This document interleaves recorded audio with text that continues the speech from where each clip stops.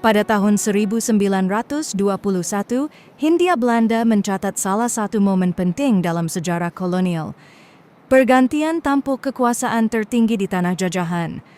Gubernur Jenderal Mr. D. Fock, pemegang mandat tertinggi dari Kerajaan Belanda, mengakhiri masa jabatannya dan berpamitan dari Istana Buitenzorg Pusat, kendali administratif di Tanah Jawa. Film dokumenter karya Willie Mullins ini merekam dengan saksama momen perpisahan itu, sekaligus memperlihatkan wajah formal kekuasaan kolonial pada masa itu.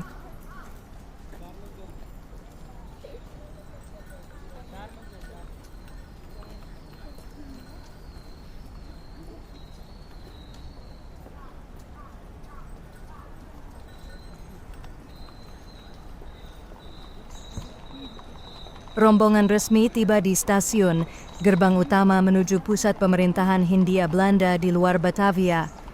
Suasana formal terlihat jelas. Para pejabat berdiri dalam barisan, menanti dengan penuh tata krama kolonial. Inspeksi pasukan kehormatan. Gubernur Jenderal melakukan inspeksi terhadap Aerowacht, pasukan kehormatan yang disiapkan sebagai simbol penghormatan negara. Momen ini menjadi bagian penting dalam ritual kekuasaan. Kekuatan militer ditampilkan secara simbolik untuk menegaskan legitimasi dan otoritas pemerintah kolonial.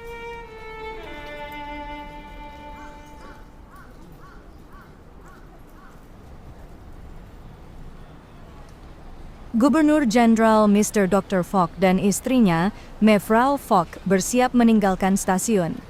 Momen ini menandai akhir resmi masa tugas sang pemimpin kolonial di Hindia Belanda.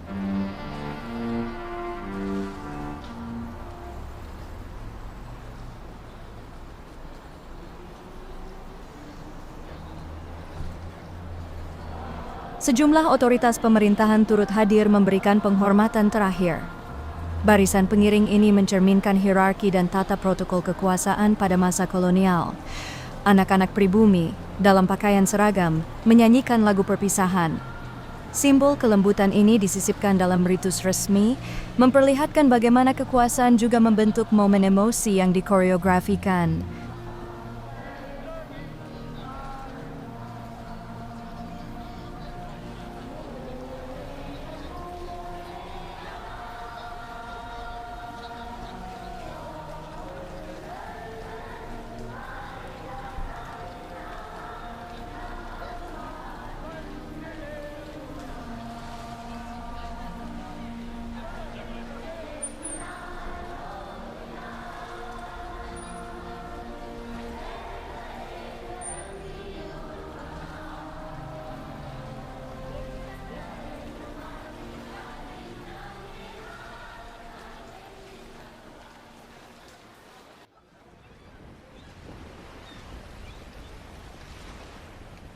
Pada pagi hari, saat kota Weltevreden masih sepi, kamera film telah bersiap untuk merekam momen penting. Kapal Grotius tiba di pelabuhan. Di atas kapal tersebut, Gubernur Jenderal yang baru, Jonkheer Meester Andries Cornelis Dirk de Graaf, bersama keluarganya, bersiap turun dan memulai masa jabatannya sebagai pemimpin tertinggi Hindia Belanda.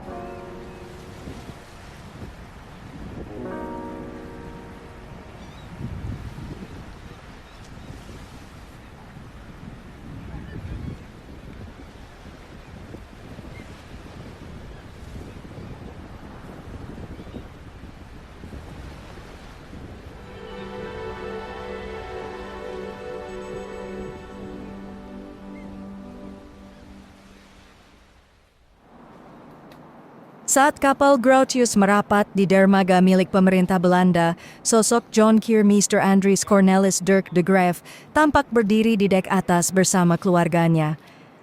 Inilah momen resmi kedatangannya di Hindia Belanda, menandai awal tugas sebagai Gubernur Jenderal menggantikan Mr. Dirk Fock. Begitu kapal Grotius selesai merapat, sekelompok pejabat kolonial segera naik ke atas kapal untuk menyambut secara resmi Gubernur Jenderal yang baru. Sambutan ini bukan hanya simbolik, tapi mencerminkan tata upacara kekuasaan Belanda yang sangat formal dan terstruktur. Tak lama kemudian, John Keurmeister Andries Cornelis Dirk de Graaf melangkahkan kaki ke tanah Hindia Belanda untuk pertama kalinya sebagai pemimpin tertinggi. Ia langsung diarahkan menuju kereta salon, kendaraan resmi kenegaraan yang telah disiapkan untuk membawanya ke pusat pemerintahan di Weltevreden. Perjalanan menuju ibu kota kolonial pun dimulai, disaksikan dengan hormat oleh barisan aparat dan pengiring upacara. Rombongan penyambut dipimpin oleh Gubernur West Java, disusul wali kota, residen, dan Bupati Batavia. Mereka hadir sebagai wakil-wakil kekuasaan lokal untuk menyambut kedatangan pemimpin tertinggi Hindia Belanda.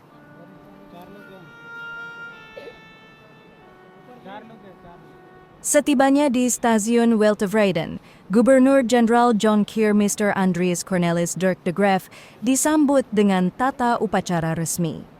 Stasiun ini bukan sekadar tempat transit, melainkan pintu gerbang menuju pusat pemerintahan kolonial Belanda di Hindia.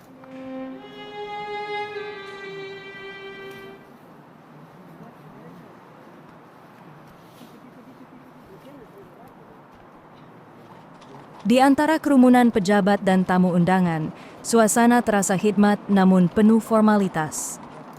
Sorotan kamera dokumenter menangkap setiap langkah kedatangan dengan penuh perhitungan, memperlihatkan bagaimana kekuasaan kolonial dikemas secara simbolik sejak momen awal kedatangan.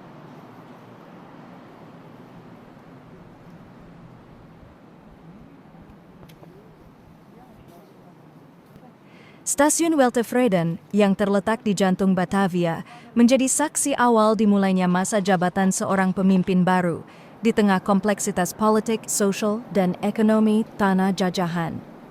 Stasiun Weltevreden sendiri bukanlah stasiun biasa. Dibangun oleh Staatspoorwegen pada akhir abad ke-19, stasiun ini menjadi penghubung utama antara Batavia, Buitenzorg, dan kota-kota penting lain di Jawa. Letaknya di tengah kawasan elit kolonial membuatnya strategis, baik untuk kepentingan administratif maupun militer. Arsitekturnya mencerminkan gaya Eropa tropis, dengan atap tinggi, ventilasi lebar, dan ruang tunggu berkelas untuk para pejabat Hindia. Tak heran bila stasiun ini dijadikan titik awal penyambutan resmi seorang gubernur jenderal. Setiap jengkal tempat ini menyimpan jejak kolonialisme, dari deru kereta api hingga protokol kenegaraan yang dijalankan dengan cermat.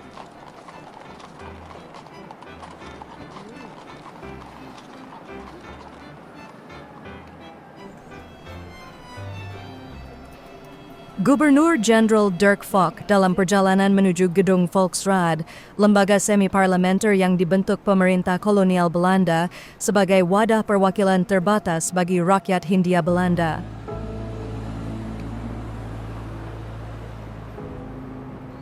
Volksraad atau Dewan Rakyat didirikan pada tahun 1918 dan beranggotakan perwakilan dari kalangan Belanda, Timur Asing, dan Bumiputra.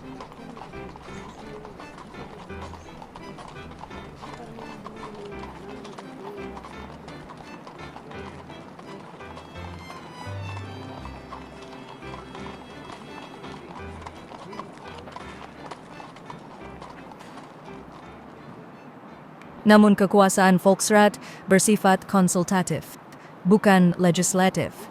Keputusan akhir tetap berada di tangan Gubernur Jenderal sebagai wakil tertinggi kerajaan Belanda di tanah jajahan.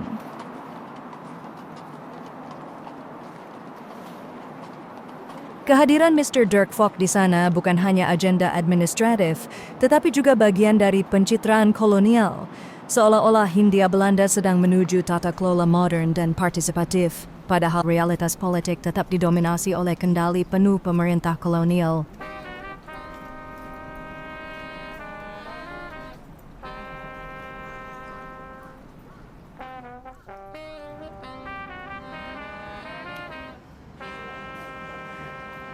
Di dalam ruang sidang Volksraad, tampak suasana resmi dan penuh simbol kekuasaan.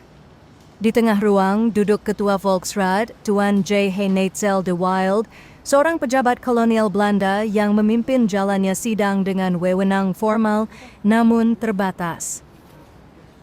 Di sisi kiri dan kanan, Hadir para istri pejabat tinggi dari Departemen Pemerintahan Umum, serta perwakilan konsuler dari berbagai negara sahabat Belanda.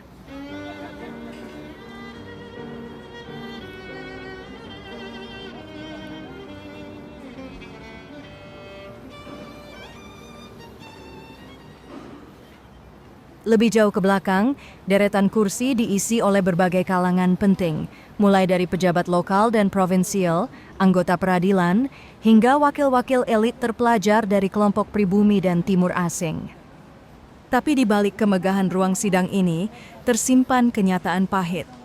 Volksraad hanyalah wadah suara yang lemah, tanpa hak legislasi sejati. Perannya lebih sebagai simbol modernitas palsu daripada alat perjuangan politik yang merdeka. Namun bagi sebagian tokoh Bumiputra kala itu, kehadiran di Volksraad tetap dipandang sebagai langkah awal menuju kesadaran berpolitik dan pembentukan identitas kebangsaan.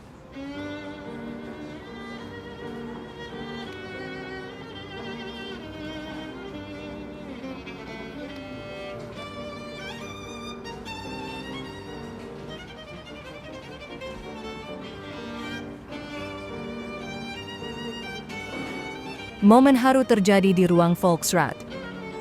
Dengan suara yang mulai bergetar oleh emosi, Mr. Dirk Fock, Gubernur Jenderal yang akan mengakhiri masa jabatannya, menyampaikan pidato terakhirnya di hadapan para anggota dewan dan tokoh-tokoh pemerintahan. Mogen land en volk zich onder het bestuur van uw excess krachtig ontwikkelen en de welvaart toenemen. Het is met deze oprechte wens dat ik het bestuur van Nederlands-Indië neerleg en uw exit verzoek het bestuur te willen aanvaarden. Pidato itu bukan sekadar ucapan formal. Ia menandai peralihan resmi kekuasaan tertinggi kolonial di Hindia Belanda. Tak lama kemudian, Gubernur Jenderal yang baru, Jonkheer Mr. Andries Cornelis Dirk de Graaf, berdiri dan menerima tanggung jawab barunya sebagai pemimpin tertinggi kolonial. Keduanya, penguasa lama dan pengganti, bersama-sama meninggalkan ruang sidang Volksraad. Satu babak ditutup, babak baru dibuka.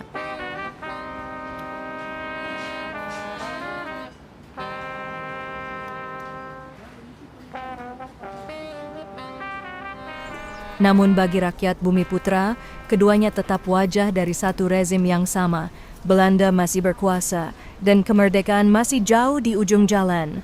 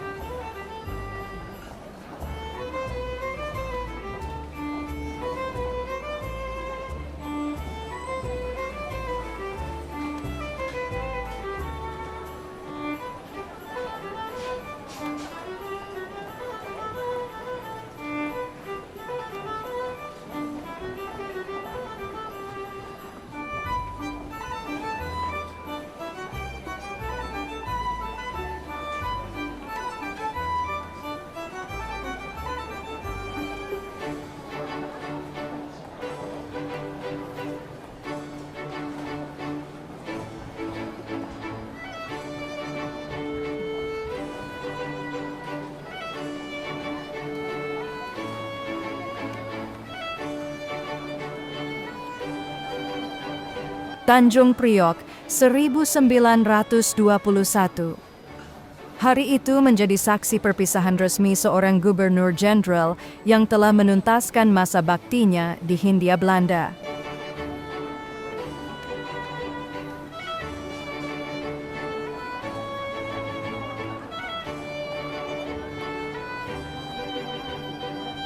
Mr. Dirk Fock bersama sang istri tiba di pelabuhan Tanjung Priok untuk berlayar meninggalkan tanah jajahan yang pernah ia pimpin. Kapal uap J.P. Cohen, milik maskapai pelayaran Koninklijke Paketvaart Maatschappij (KPM), telah bersandar.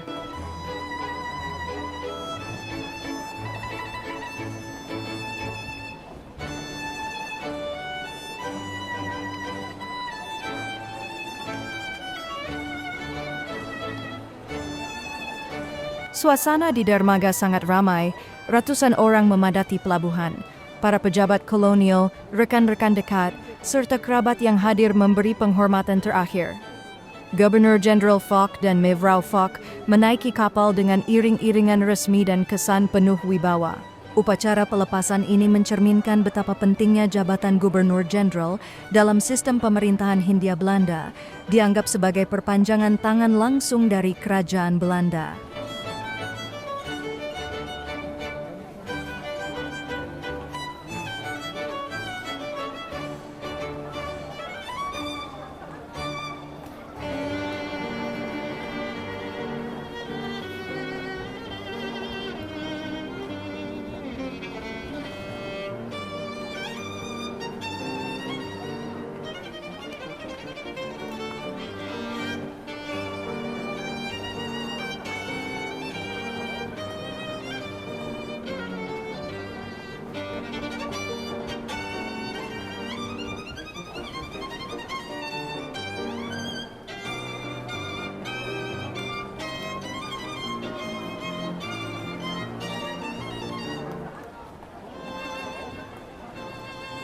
Di atas dek promenade kapal J.P. Cohen, sebuah area khusus telah disiapkan.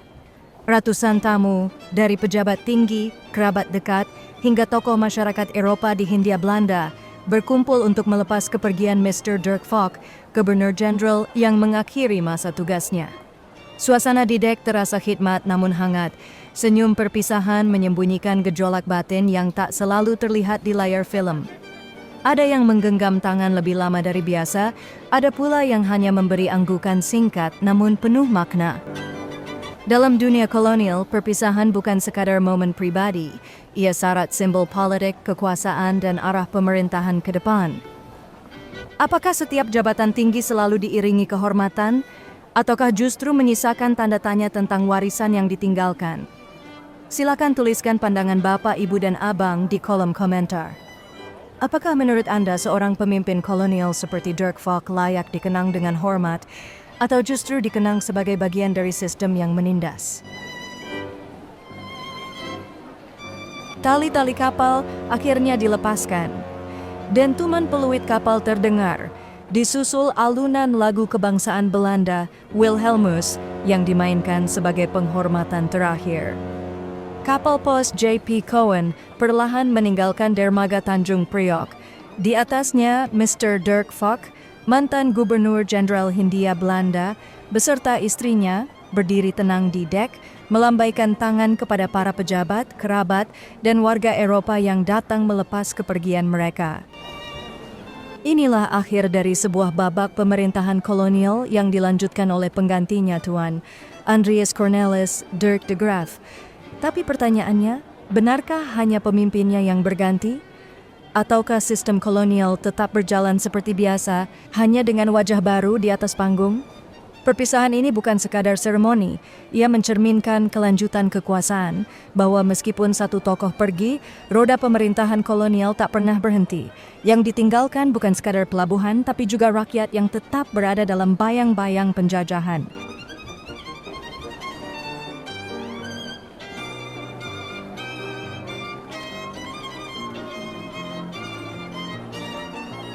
Pemandangan di pelabuhan Tanjung Priok pagi itu sangat mengesankan. Barisan seragam, musik militer, lambaian tangan dari para pejabat tinggi, dan ekspresi haru dari keluarga yang ditinggalkan, semuanya berpadu menjadi satu tontonan yang syarat akan simbol dan arti dari sebuah kekuasaan. Bagi yang menyaksikan, ini bukan sekadar perpisahan seorang gubernur jenderal. Ini adalah panggung akhir dari seorang pemimpin kolonial yang disusun dan mewah untuk menunjukkan wibawa pemerintahan Hindia Belanda di mata rakyat dan dunia. Namun di balik kemewahan itu, muncul pertanyaan yang lebih dalam. Siapa yang benar-benar menangis dalam perpisahan ini? Yang pergi hanyalah satu nama. Yang tinggal adalah sistem yang tak pernah benar-benar pamit.